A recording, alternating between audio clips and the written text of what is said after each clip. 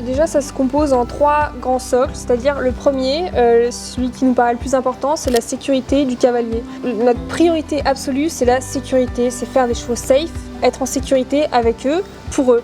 Donc c'est-à-dire qu'on ne se fait pas embarquer, on ne se fait pas trimballer, voilà. Deuxième point, sécurité du cheval. Il ne va pas arracher la longe non plus pour lui, il ne va pas tirer au renard. Il ne va pas embarquer et se mettre en danger lui-même parce qu'il y a beaucoup d'accidents qui arrivent aussi. Même s'il embarque, il s'arrête. Voilà, même s'il a peur, il s'arrête pour autant, c'est pas non plus. Voilà. Et dernier point qui nous paraît très important et souvent oublié malheureusement, c'est l'épanouissement du cheval, c'est-à-dire le fait qu'il aime ce qu'il fait, c'est-à-dire qu'il ne soit pas crispé, c'est-à-dire qu'on ne le monte pas avec 4 kilos dans chaque main, qu'il soit détendu, qu'il n'ait pas les muscles du cou complètement fermés ou la bouche voilà, striée de plis, enfin voilà. Un cheval détendu qui aime ce qu'il fait. Ça c'est ce qui compose vraiment nos principes, nos valeurs et généralement on fait tout ça en 6 semaines. Les 2 premières semaines, c'est que du travail à pied. Comme on l'a dit tout à l'heure, on n'a pas beaucoup d'accidents parce qu'on prend le temps de faire les choses correctement. Donc c'est des chevaux quand même qu'il faut faire vraiment très attention. Donc on ne cherche même pas à monter dessus avant les 2 premières semaines. On va changer l'analyse, enfin la réflexion du cheval. L'instinctif c'est peur, fuite. C'est tout. Nous, on va rajouter entre les deux peur, analyse, fuite, si besoin. Et ça, c'est très important. Et pendant 2 semaines, on va faire que ça. On va créer des jeux, des exercices avec une difficulté moindre au début, où on va mettre comme un problème de maths, on va créer des situations où le cheval va devoir résoudre des problèmes et de fil en aiguille, trouver des solutions et apprendre à réfléchir de cette manière. Donc ça pour les 2 premières semaines. Ensuite, 2 prochaines semaines, on travaille montée. Et on fait la même chose avec une difficulté un peu plus grande en travaillant en montée. Et les 2 dernières semaines, là, on va vraiment essayer de parfaire le travail, c'est-à-dire le rendre vraiment imperturbable, parce que notre principe, c'est qu'un enfant doit pouvoir monter le cheval quand il part de BVL. Un trotteur de 8 ans que sa propriétaire nous l'a ramené pour un simple débourrage en fait. Donc voilà, c'est un trotteur qui a pas mal de gains, qui a fait à peu près plus de 100 000 € de gains. Donc le trot il est bien acquis. Nous on a pour but un peu de rendre le trot un peu plus confortable pour sa propriétaire qui va faire de la balade.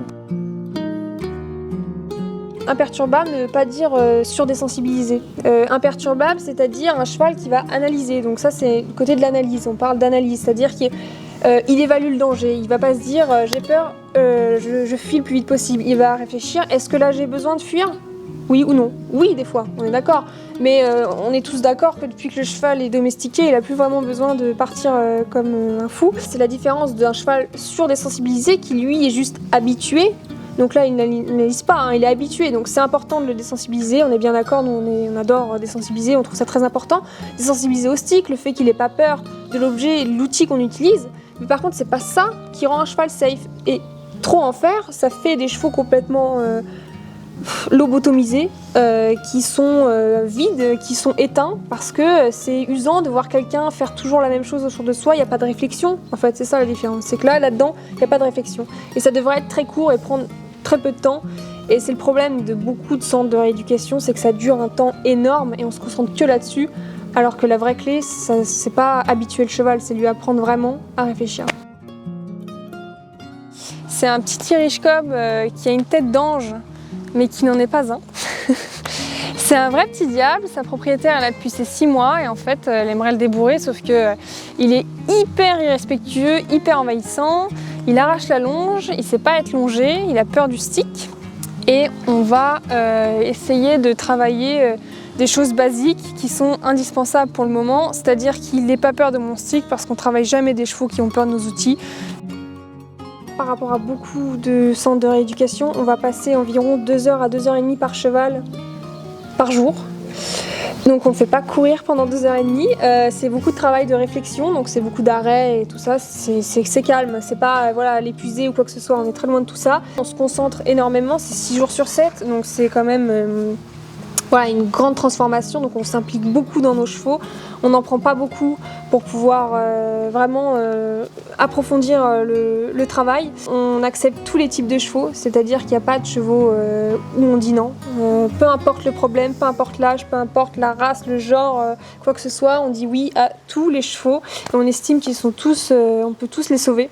Et on travaille les deux disciplines aussi, donc c'est-à-dire qu'on travaille autant classique que western, ce qui nous permet de varier vraiment le travail en fonction des clients. Et la différence avec les autres, c'est que nous, on ne travaille pas sur une discipline, on travaille sur la psychologie, c'est-à-dire qu'on va rendre le cheval safe, on ne concentre que là-dessus. Par contre, il ne va pas changer de pied et tout ça chez nous. C'est pas du tout le truc, c'est vraiment un travail psychologique. Il y a de tout, le cheval irrespectueux. Franchement, il y a zéro limite dans les problèmes des chevaux, il y a de tout, beaucoup plus que ce qu'on peut imaginer. Comme ceux dont on parlait tout à l'heure, les chevaux qui ont perdu toute vie, qui sont complètement éteints parce qu'ils ont eu 8000 entraîneurs avant qui ont essayé des millions de techniques sur eux. Et eux, quand ils vous voient arriver dans le pré, ils partent et ils disent « Ah non, non merci, pas aujourd'hui ». Les faire revenir à la vie, vraiment être joyeux, c'est possible, ça l'a toujours été, on les fait. Mais c'est les plus compliqués, même émotionnellement je dirais, parce qu'ils font vraiment beaucoup de peine. Les chevaux qui ruent, c'est aussi pas très plaisant, je veux dire, parce qu'ils ont déjà, surtout qui ont déjà, on va dire entre guillemets, leur technique, que c'est ancré, bien rodé depuis des années et des années. Cela, il faut bien leur apprendre le respect un peu plus que les autres.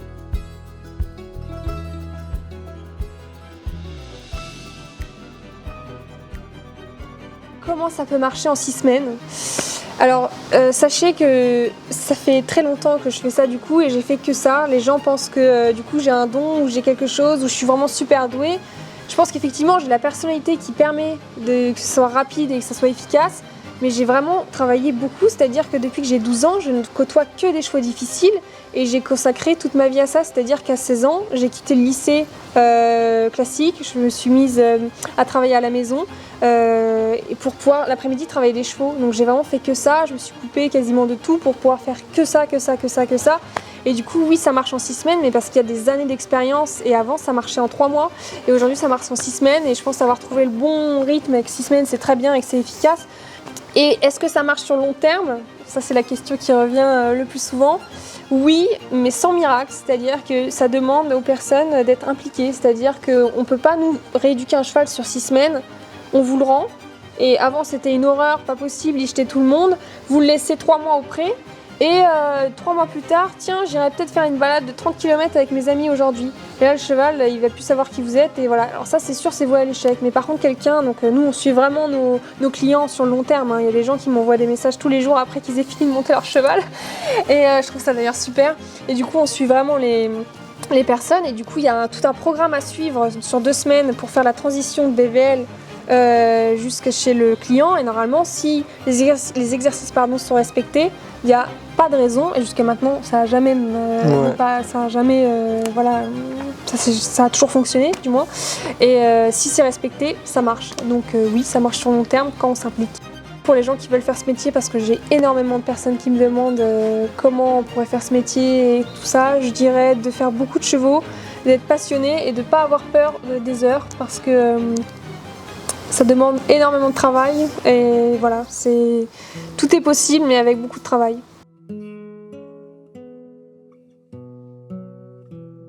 C'est un cheval qu'on est allé chercher ensemble, qu'on a décidé d'acheter. Zafiro. Donc c'est un cheval que beaucoup de gens qui nous suivent connaissent parce qu'il a été très populaire sur les réseaux sociaux. Il y a beaucoup de gens qui ont été touchés par son histoire.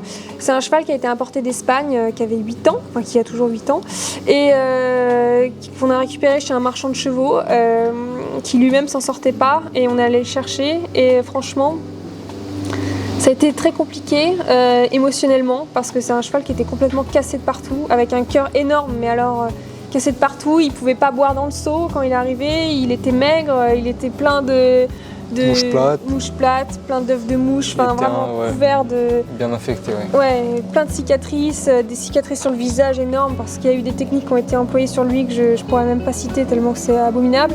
Et il mangeait pas dans le seau, enfin c'était vraiment... Il prenait rien dans la main, il prenait ni la pomme ni la carotte, ça fallait pas abuser quoi. Ouais, c'était beaucoup. Donc il gardait tout le temps bien ses distances, Et du coup lui ça a été le plus compliqué je pense. On l'a refait en 6 semaines et après on s'est dit qu'on allait prendre le temps de trouver quelqu'un de bien pour lui parce que du coup on était décisionnaire de sa future vie et c'est pas comme quand on vous confie un cheval qui est pas à vous, là c'est à vous de choisir la bonne famille pour lui, donc on a bien pris le temps. Et donc on a trouvé une super famille pour lui, aujourd'hui il est très heureux et libre et épanoui. Ah bah là il est bien.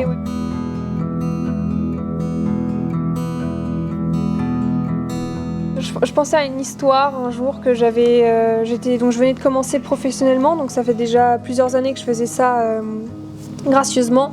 Et un jour on m'appelle pour une jument qui est soi-disant foutue, complètement foutue. Je me déplace, je vais voir la personne et elle me dit ça fait 1 mois qu'elle l'a acheté et il y a déjà 7 professionnels qui font mon métier qui sont venus le voir. J'essaye quand même de la travailler. Effectivement, c'est une catastrophe. Hein. Le cheval voulait rien comprendre et il y avait beaucoup de travail.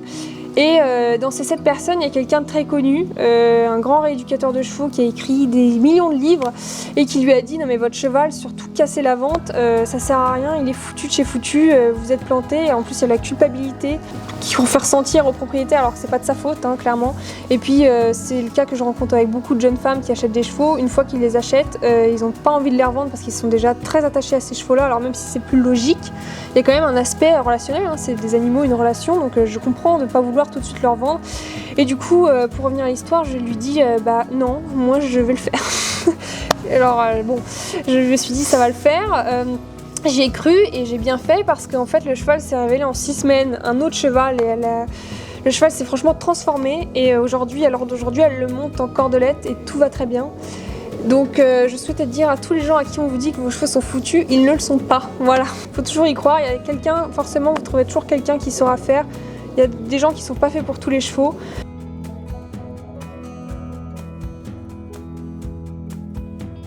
Alors nous deux on a le même projet, hein, c'est de développer ça franchement, c'est-à-dire que ça devienne un vrai centre de rééducation. Alors ça l'est déjà mais vraiment plus implanté. Parce qu'on voit à quel point ça marche et à quel point ça plaît aux gens. D'avoir des chevaux comme ça safe, c'est quand même une découverte pour beaucoup de gens, hein, parce que c'est pas du tout répandu d'avoir des chevaux comme ça qui sont safe et surtout qui sont dangereux et en 6 semaines après tout va bien et c'est le plus gentil du centre équestre. Et du coup voilà, c'est ça, c'est de développer ça, de rencontrer plus de gens pour pouvoir promouvoir tout ça et former des gens. Former des gens parce que c'est ce qu'on reçoit des demandes tous les jours et d'ailleurs on remercie tout le monde parce que c'est très touchant cet engouement face à ça et on va créer des formations donc ça je pense que c'est ça hein, le développement de BBL, c'est de créer des formations, apprendre aux gens à se former à la méthode et c'est pas un travail superflu du tout, c'est-à-dire que nous on y met tout notre cœur dans la réussite parce que c'est ce que je dis souvent, je fais ce métier parce que j'ai besoin de vivre, voilà. Mais je le ferais même si je gagnais pas d'argent, tellement que c'est ma vie de faire ça.